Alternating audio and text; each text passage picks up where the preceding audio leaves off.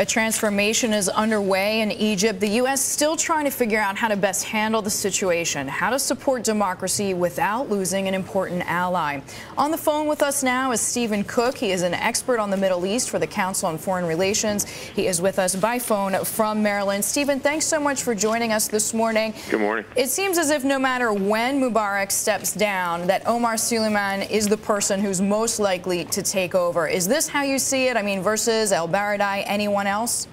Oh, absolutely. I think when Mubarak made Omar Suleiman the vice president the first week of this crisis, it was clear that the succession was underway. And that doesn't necessarily bode well for what President Obama just said about democracy and freedom and more representative government. Yeah, because in your blog postings, you talk about Suleiman like the Dark Lord of the Sith. I mean, for Star Wars fans, everybody knows that's basically a power-obsessed group. It is true. Look, Omar Suleiman has been the head of the General Intelligence Service in Egypt for the better part of the last 15 years.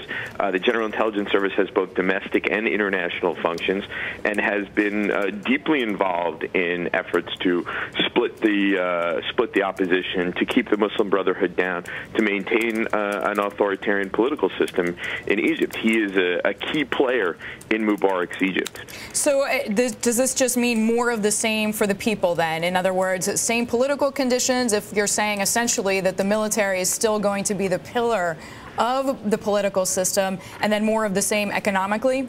Well, it remains to be seen exactly what's going to happen. There is a political process that is underway in terms of negotiation. I don't think anybody should take it all that seriously, but as long as people are coming out into the streets to protest against Mubarak, they do have leverage over the government. What I expect to see is that Omar Suleiman makes some concessions to protesters while doing everything he possibly can to kind of maintain the political system as best as possible. In one of your blog postings, you compare and contrast the move towards democracy in Turkey versus what's happening now in Egypt. And you say Turkey was able to sort of overcome the military's stranglehold because Turkey had to meet certain requirements to join the EU. 80% of the Turkish population wanted to do that.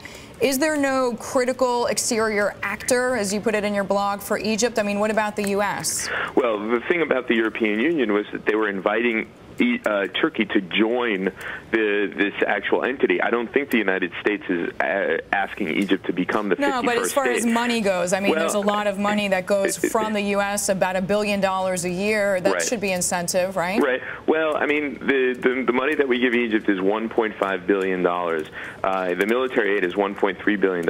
It's the same $1.3 billion that we've been appropriating to Egypt since 1985, meaning that it's worth about 40% of that.